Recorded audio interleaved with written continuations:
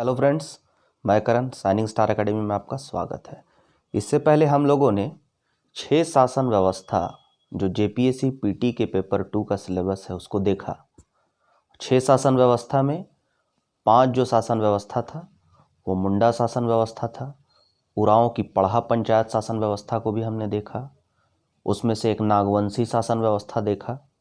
उसके बाद माझी परगना, मुंडामान की शासव और आपका ढोकलो सोहोर शासन व्यवस्था को देखा। तो जिसमें 6 शासन व्यवस्था में हमने 5 जनजातियों की शासन व्यवस्था को देखा। क्योंकि झारखंड में हम जानते हैं कि 32 जनजातियां हैं, तो आयोग के सिलेबस में इसमें से 5 जनजातियों की शासन व्यवस्था को प्लस एक नागवंशी शासन व्यवस्था को देकर 6 क्वेश्चन आयोग सेट किया है इस पर। ठीक है, अब 32 में से 5 जनजातियों की शासन व्यवस्था को मैंने बहुत ही सरल ढंग से, बहुत सरल तरीका से दिखलाया है। अब बच जाते हैं टोटल 27 जनजाति। ठीक है, तो जो अगला जो हमारा सिलेबस है वो है जातीय पंचायत शासन व्यवस्था। इस जातीय पंचायत शासन व्यवस्था में हम लोग बाकी 27 जनजाति में जो मुख्य बातें, जो मुख्य जनजाति होगी उनकी शासन व्यवस्था को देखेंगे। एक बार सरसरी रूप से हम 27 जनजाति के बारे में शासन व्यवस्था को लिखेंगे, आपको बताएंगे, लेकिन उसमें जो मेन जनजातियां होंगी उसी को आपको ध्यान में रखना है, क्योंकि 27 जनजातियों की शासन व्यवस्था जो है याद रखना संभव नहीं है। इसलिए मेन पॉइंट्स को हम देखेंगे। तकरीबन 1 सप्ताह रिसर्च करने के बाद जो सबसे आसान तरीका था मेरे पास, वो मैं आपके सामने आज लेकर आया हूं।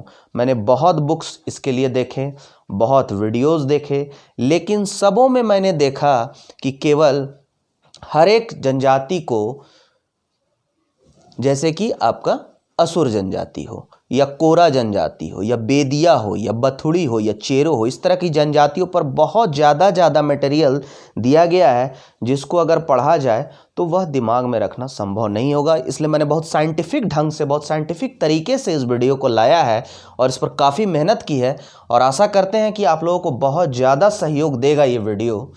ठीक है, तो हम लोग चलते हैं आज के टॉपिक पर, जातीय पंचायत शासन व्यवस्था।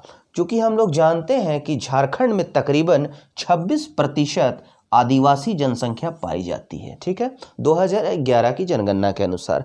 बाकी जो जनसंख्या है, जो यहाँ के मूल हैं, जो बाकी जनसंख्या जो है, जो यहाँ के मूल हैं, उन्हें हम सदान कहते हैं। यानी कि गैर जनजातियाँ, जो झारखंड में जनजाति नहीं है, वो गैर जनजातियां हैं जो झारखंड में निवास करती है, उसे सदान कहा जाता है। और उन गैर जनजातियों जैसे कि कुर्मी है, महतो है, उसके बाद आपका नाई है, कुम्हार है, आपका धोबी है, इस तरह की जो जातियां हैं, बनिया हैं, इन सब जातियों की भी परंपरागत जातीय पंचायत चली आ रही है। उन सबों की जातीय पंचायत, साथ साथ बचे हुए 27 जनजातियों की परंपरागत जातीय पंचायत को बहुत ही संक्षिप्त रूप में हम इस वीडियो में देखेंगे। इस पार्ट का एक और वीडियो लाया जाएगा। आज हम लोग देखने के बाद जो भी आज मैं पढ़ाऊंगा या हम जो आज सीखेंगे, उसमें से सभी जातीय पंचायत के बारे में सीख लेंगे, 8 जनजातियों के बारे में, उन 5 जनजातियों के अलावा 8 जनजातियों के बारे में आज हम जानेंगे, और हमारा बच जाएगा 19 जनजाति। तो जो 19 जनजाति बन जाएगा उसको हम लोग नेक्स्ट वीडियो में देखेंगे। ठीक है, तो चलिए बिना समय बर्बाद करें हम लोग चलते हैं। जातीय पंचायत व्यवस्था। झारखंड में कमोबेश सभी आदिम जातियों, जनजातियों और गैर जनजातियों, मीन्स झारखंड में जितने भी जनजातियां हैं उसमें 8 प्रकार की जो आदिम जातियां हैं और जो गैर जनजातियां हैं, मीन्स जो सदान हैं, कि सबों की अपनी अपनी जाति पंचायत व्यवस्था है। झारखंड में 32 प्रकार की जनजातियां पाई जाती है। इसके अलावे कई गैर जनजातियां निवास करती है। जैसे मैंने अभी आपको बताया कि जैसे कुर्मी, महतो, तेली, साहू, मलिक, अंसारी, लोहार, धोबी, बनिया, मोची, ठठेरा, कसेरा, कुम्हार। इसे 2-3 बार पढ़ना, इसको रटने की जरूरत नहीं है। तो क्या देखते हैं, जैसे कि कुर्मी हो गया, महतो हो गया, बनिया हो गया, ठठेरा हो गया, कसेरा हो गया, कुम्हार हो गया, लोहार हो गया, मलिक हो गया, अंसारी हो गया, तेली हो गया, साहू हो गया। इन सभी जातियों की अपनी अपनी जाति पंचायत है। साथ ही यहाँ गौर करने वाली बात यह है, जैसे कि मोची जो कि जूता सीने का कार्य करता है, कसेरा, ठठेरा, कुम्हार, ये सबों के जो जाति का नाम है वो इनके पेशे पर आधारित है। इनके पेशे के नाम पर आधारित ही इन गैर जनजातियों, जो गैर जनजाति है उनका नाम रखा गया है। इस प्रकार झारखंड के मूल गैर जनजातियों में कुर्मी है, महतो है, मलिक है, अंसारी है, उसके बाद धोबी है, कुम्हार है, नाई है,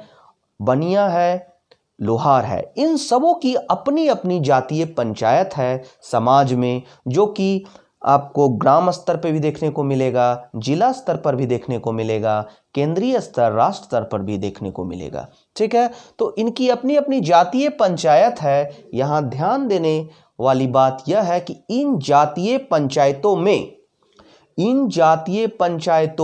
इनके अपने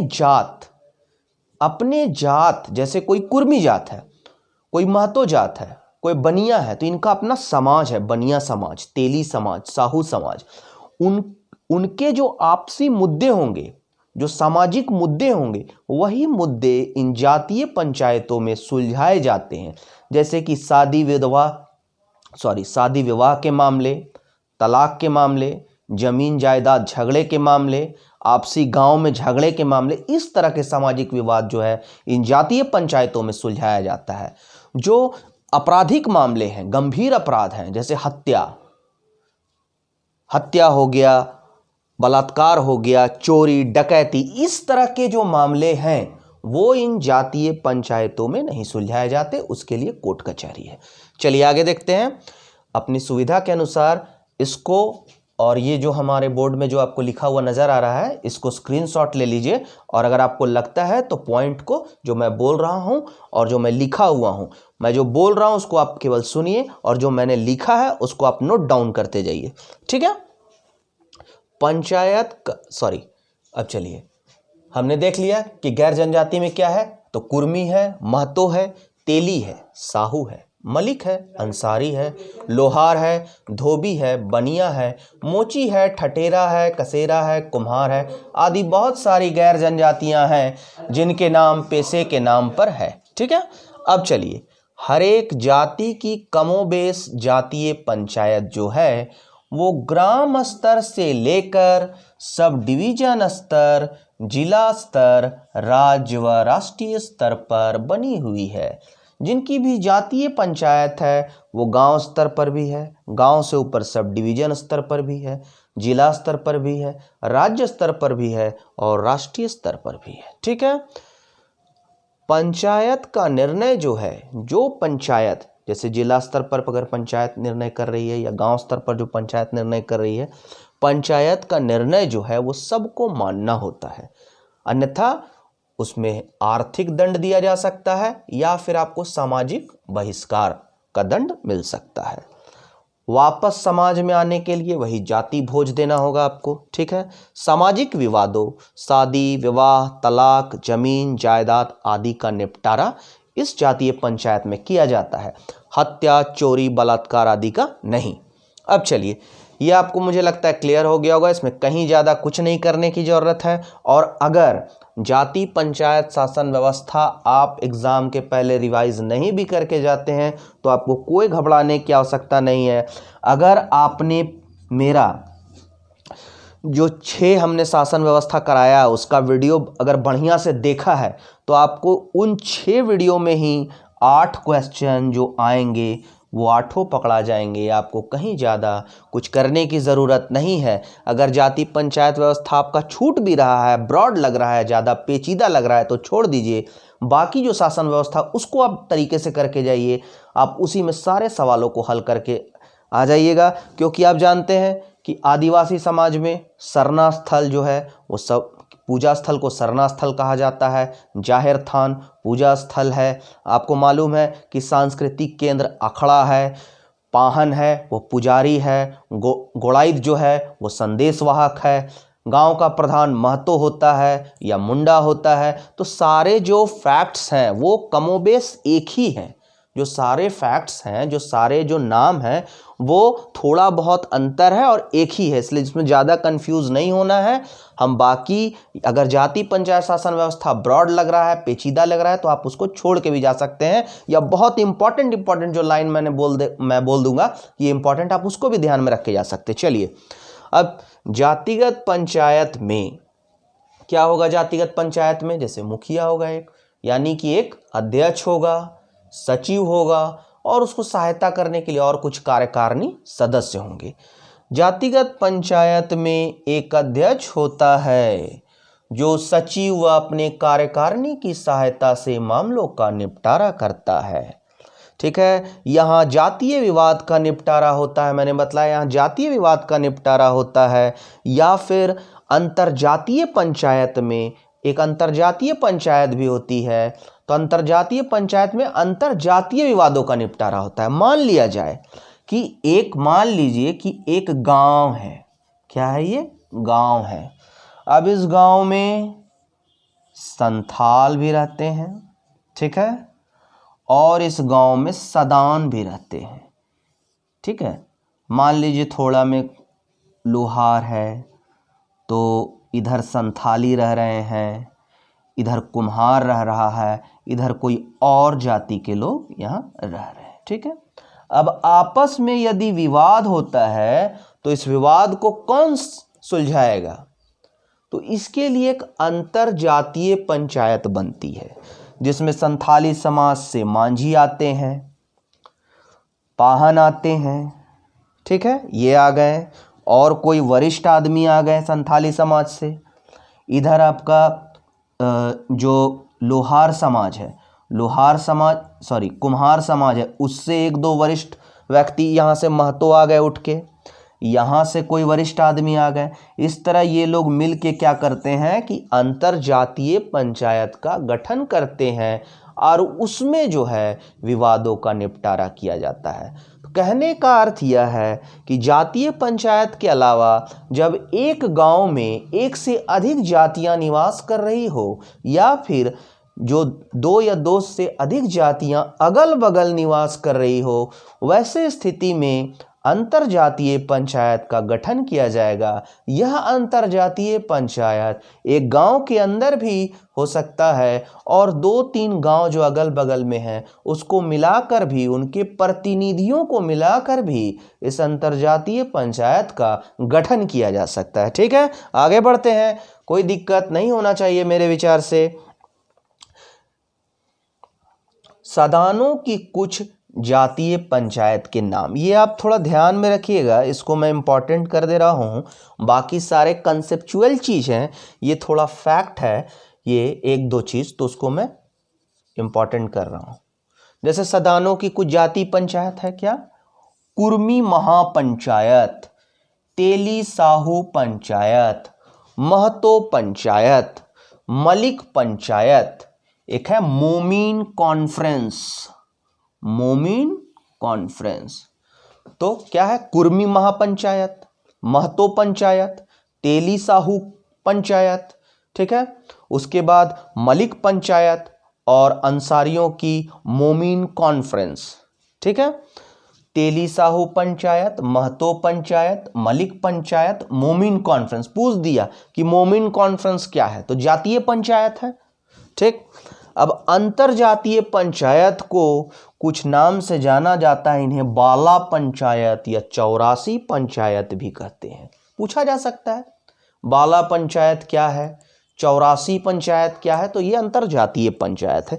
ये मैंने दो चीज को यहाँ इंपॉर्टेंट किया, आप लोग ध्यान देंगे। मोमिन कॉन्फ्रेंस, कुर्मी महापंचायत, तेली साहू पंचायत, महतो पंचायत, मलिक पंचायत। 84 पंचायत और बाला पंचायत जो है वो अंतर जातीय पंचायत है। वहाँ यही चीज मैंने समझाया। इस प्रकार के पंचायत वैसे गांव में देखने को मिलते हैं जहां मिश्रित जाति जनजाति के लोग एक ही गांव में या अगल बगल निवास करते हैं। ठीक है, कोई दिक्कत नहीं होना चाहिए। आप इसको स्क्रीनशॉट ले लें या इसको छोटे छोटे पॉइंट में लिख लें। ठीक है, चलिए, जाति पंचायत शासन व्यवस्था जो गैर जनजातियों से संबंधित है उससे इससे ज़्यादा बाहर कुछ नहीं आएगा। इसी में आपको कंसेप्चुअल सवाल पूछे जा सकते हैं। अब हम बढ़ेंगे, जो शेष हमारी जनजातियां थी, शेष जनजातियां 27 है। 32 टोटल जनजाति है, जिसमें हमने 5 तरह की जनजाति के बारे में, शासन व्यवस्था के बारे में पढ़ लिया। अब 27 जनजातियों की शासन व्यवस्था को हम बहुत ही शॉर्ट वे में देखेंगे, बहुत ही वैज्ञानिक तरीके से, साइंटिफिक वे में देखेंगे, तभी हम इसे पढ़ पाएंगे और अपने दिमाग में रख पाएंगे। अन्यथा हम पढ़ते रह जाएंगे, पूरी किताब लिखी हुई है, कोई फायदा नहीं है पढ़ने से। ठीक है, आपको जो सबसे सरल तरीका मैं लेके आया हूं आप उस पर ध्यान दें, और बहुत ज़्यादा रटने की जरूरत नहीं है। जो आपको समझ में आ रहा है, जो आपको दिमाग में घुस रहा है, आप उसी को पढ़े बस। ठीक है, तो आज हम लोग उन 27 जनजातियों में 8 जनजाति के बारे में पढ़ेंगे और नेक्स्ट वीडियो में हम लोग 19 जनजाति के बारे में पढ़ेंगे। ठीक है, चलिए, अब यहाँ टॉपिक जैसे कि शेष जनजातियों की परंपरागत पंचायत या जातीय पंचायत व्यवस्था। ठीक, इसे मैंने 2 पार्ट में विभाजित किया है। बहुत सारे जनजाति जो है उनका कोई राजनीतिक संगठन नहीं है, किसी प्रकार का कोई राजनीतिक संगठन नहीं है। ग्राम स्तर पर ग्राम पंचायत भी नहीं है, जाति स्तर पर जाति पंचायत भी नहीं है। तो जिन जनजातियों का ग्राम स्तर पर ग्राम पंचायत है उसे मैंने अलग लिख दिया है। ये 8 है जिनकी ग्राम स्तर पर ग्राम पंचायत है। जिन जनजातियों की ग्राम स्तर पर ग्राम पंचायत नहीं है, केवल वे अल्पसंख्यक हैं, वो मिश्रित गांव में अन्य जातियों के साथ निवास करते हैं और उन्हीं जातियों के ग्राम पंचायत उनका निर्णय देते हैं, तो वैसे जनजातियों की केवल जाति पंचायत हमें पढ़नी है। उन जनजातियों का, कुछ जनजाति ऐसे जिनका जाति पंचायत है, ग्राम पंचायत नहीं है। आज हम लोग पढ़ेंगे वैसे जनजाति जिनका ग्राम पंचायत है। कल नेक्स्ट वीडियो में हम लोग पढ़ेंगे वैसे जनजाति जिनका जाति पंचायत है। ठीक है, और कुछ ऐसे हैं जैसे बिरहोर जनजाति, उनकी कोई जाति पंचायत भी नहीं है। उनका सर्वोपरि संगठन जो है उसे टंडा कहते हैं, टंडा। इसी टंडे में, यही उनका सर्वश्रेष्ठ संगठन है, टंडा। ठीक है, वे भोजन या शिकार समूह में बटे होते हैं। यही समूह जो है उनका क्या है, टंडा। यही एक उनका ऑर्गेनाइजेशन है और कुछ नहीं है। ठीक है, उसी तरह बंजारा जनजाति, उनका कोई ऑर्गेनाइजेशन नहीं है, केवल सामुदायिक परिषद है उनकी।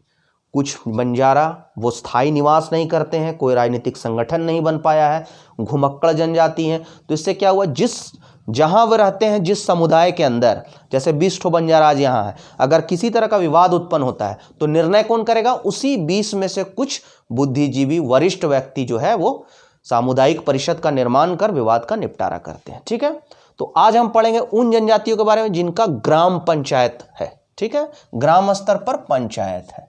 तो इसमें 8 जनजातियां हैं। एक क्या है, असुर जनजाति है। ठीक है, असुर के बाद आपका चेरो जनजाति है, माल पहाड़िया जनजाति है, सौरिया पहाड़िया है, बेदिया है। ठीक है, और बथुड़ी जनजाति है। यही है। अब इसे कैसे याद करना है, तो देखिए, ध्यान से देखिए। पहाड़िया जनजाति, मैंने बताया था कि पहाड़िया जनजाति जो है संथाल परगना के दामिने कोह क्षेत्र में संथालों से पूर्व निवास करती थी, पहाड़ों पर रहती थी। और इन्हीं सौरिया पहाड़िया जनजाति की जो पंचायत व्यवस्था है उसको संथालों ने बाद में ग्रहण किया था। जब संथालों की हम मांझी परगना व्यवस्था पढ़ते हैं, इसका मतलब है कि जो पहाड़िया जनजाति की जो ग्राम पंचायत व्यवस्था है उसमें भी ग्राम स्तर पर मांझी होना चाहिए। तो मांझी है, सिंपल है, मांझी है इसका, ठीक है।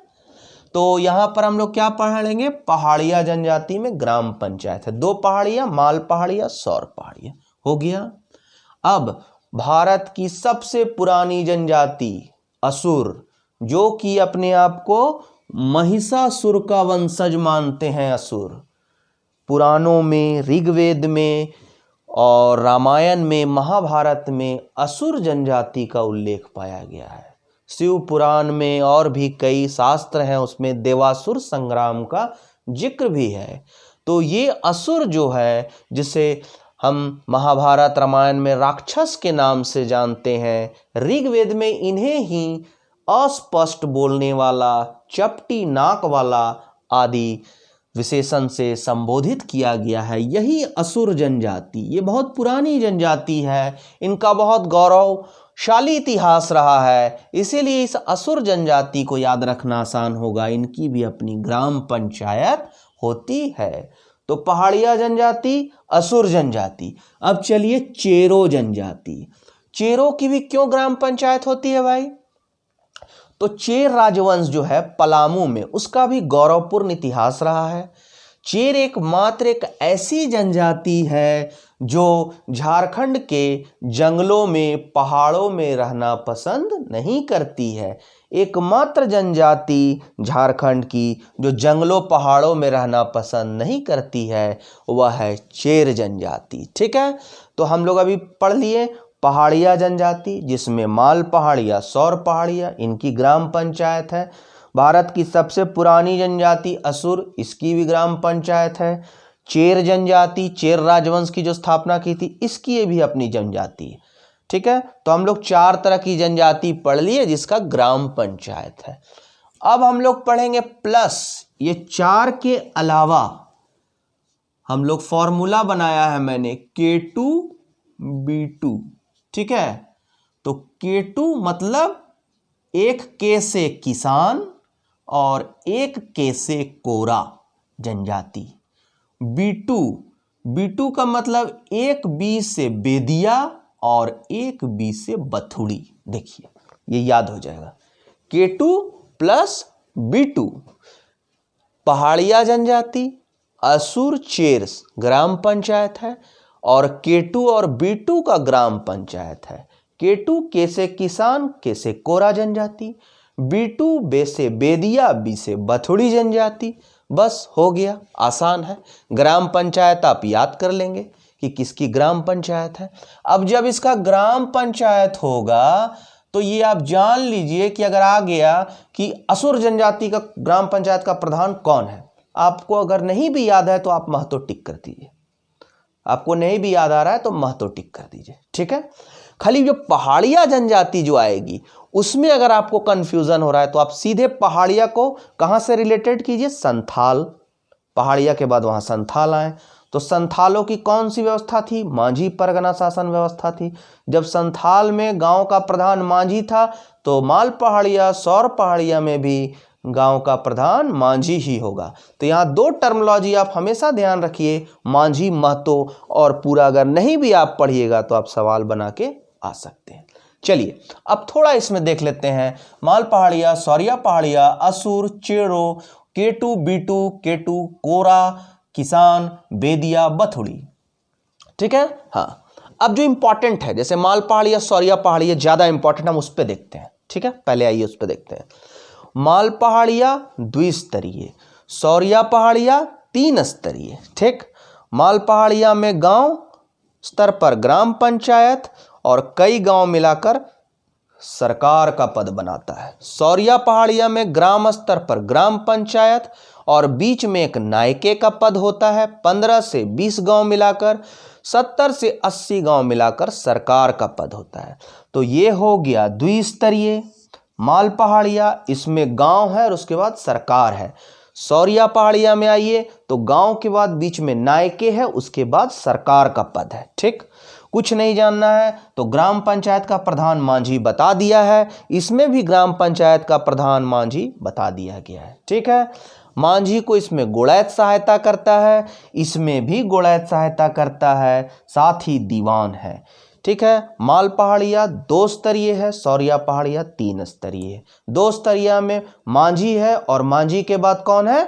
मांझी के बाद सरकार है। इधर मांझी के बाद नायके और सरकार है। ठीक है, मांझी को यहाँ दीवान गोड़ैत प्रामाणिक सहायता करते हैं, जबकि यहाँ गोड़ैत सहायता करते हैं। ठीक है, प्रामाणिक का जो पद ये आ सकता है मे भी क्वेश्चन में कि माल पहाड़िया में प्रामाणिक का पद केवल सालवन पहाड़ पर है, सालवन पहाड़ का पदाधिकारी पद है। तो आप इसको ध्यान में रखिएगा, जो मैं इंपॉर्टेंट कर रहा हूं बस आप उसी को ध्यान में रखिए, ज़्यादा मत पढ़िए।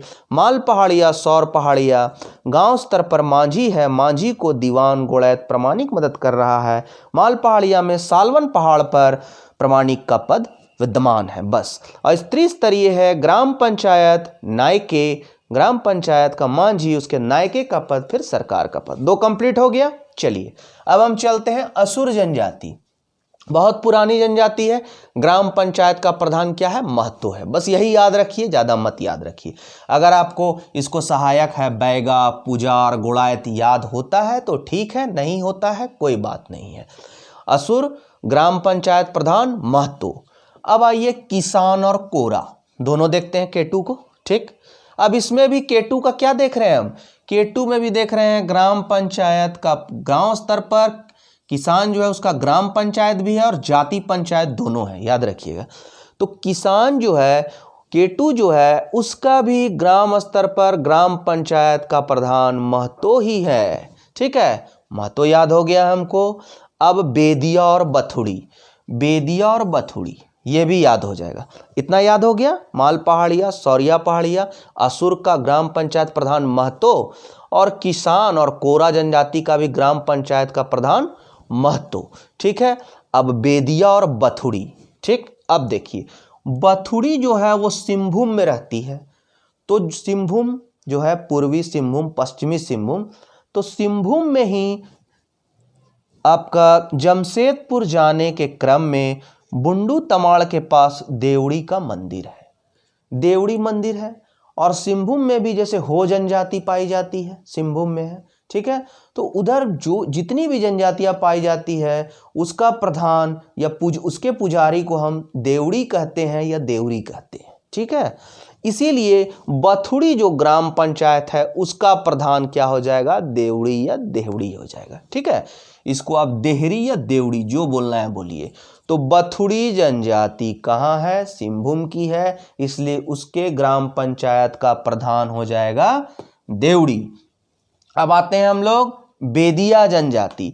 बेदिया जनजाति का ग्राम पंचायत को कहीं प्रधान, कहीं महतो या ओहदार कहते हैं। ठीक है, इसको आपको 1-2 बार रीडिंग करने की आवश्यकता पड़ेगी कि बेदिया जनजाति जो है उसके ग्राम पंचायत को क्या बोलते हैं? तो प्रधान बोलते हैं, कहीं कहीं महतो या ओहदार बोलते हैं। ठीक है, याद आ गया हमको। असुर का ग्राम पंचायत का प्रधान महतो, किसान का ग्राम पंचायत का प्रधान महतो, कोराब जो है, केटू जो है, दोनों का ग्राम पंचायत का प्रधान महतो। बीटू में आएंगे तो बथुड़ी सिंहभूम में रहती है, इसलिए इसके ग्राम पंचायत का प्रधान हो जाएगा देवड़ी। और जो बेदिया है उसको कहीं प्रधान बोलते हैं, कहीं महतो बोलते हैं, तो कहीं ओहदार बोलते हैं। ठीक है, हो गया। चेर राजवंश में आइए। चेर जनजाति जो है वो पलामू क्षेत्र में ज़्यादा निवास करती है, वहीं राजवंश की स्थापना हुई थी।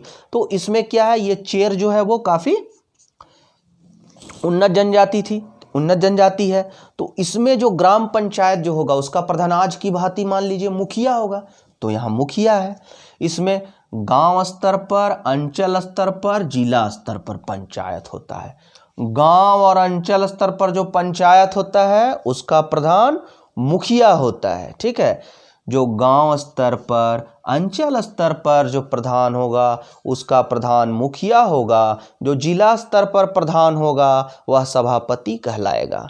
मुझे लगता है याद हो गया होगा। असुर का ग्राम पंचायत का प्रधान महतो, केटू यानी किसान हो गया। कोरा जनजाति का ग्राम पंचायत का प्रधान भी महतो हो गया। बीटू जो हुआ बथुड़ी जनजाति का ग्राम पंचायत का प्रधान देवड़ी हो गया। बेदिया जो हुआ उसके ग्राम पंचायत का प्रधान क्या हुआ, प्रधान भी है, महतो भी है, ओहदार भी है। चेरो हो गया, चेरो त्रिस्तरीय ग्राम स्तर अंचल स्तर पर मुखिया होता है, जिला स्तर पर सभापति होता है। ठीक है, और भी उसको जो सहायता करने वाले अधिकारी है मैंने नाम लिख दिया है, रटने की आवश्यकता नहीं है। आपको अगर दिमाग में नहीं रहेगा तो कोई जरूरी नहीं है, आप केवल माल पहाड़िया सौर पहाड़िया को यहाँ याद रखें और असुर, केटू, बीटू और चेरो इस तरीका से ग्राम पंचायत के प्रधान को क्या कहते हैं केवल यही याद रखें। बाकी शासन व्यवस्था से कुछ भी नहीं आएगा, कुछ भी सवाल नहीं छूटेगा। नेक्स्ट जो हमारा बचे हुए जनजाति हैं 19 प्रकार की, उन जनजातियों के शासन व्यवस्था के बारे में बहुत ही साइंटिफिक मैं वीडियो लाऊंगा। मुझे हो सके 2 दिन 4 दिन क्यों न लगे, मैं रिसर्च क्यों न करूं, लेकिन मैं बहुत साइंटिफिक वीडियो लाऊंगा ताकि आप लोगों को कहीं से ज़्यादा मेहनत करने की आवश्यकता ना हो। और ऐसा नहीं है कि केवल पढ़ लिए तो हो गया और दिमाग में वो रहे ही नहीं। ठीक है, अगर आप लोग को ज़्यादा पेचीदा लगे जाती है पंचायत शासन व्यवस्था तो एग्ज़ाम के आप पहले इसको पढ़ लें, तैयार कर लें। और ज़्यादा पेचीदा एग्ज़ाम के टाइम में लगे तो ज़रूरी नहीं है कि हम जातीय पंचायत शासन व्यवस्था को रटते चले जाएं। मैंने जितनी भी शासन व्यवस्था, जो 6 शासन व्यवस्था, मुंडा, उरांव, मुंडा, मानकी, मांझी, पहड़ा, नागवंशी शासन व्यवस्था आदि बतलाया है, क्वेश्चन आपको उसी में से कंप्लीटली आ जाएंगे, कंप्लीटली पकड़ा जाएंगे। ठीक है, नेक्स्ट वीडियो लेके हम फिर आपके सामने हाजिर होंगे। तब तक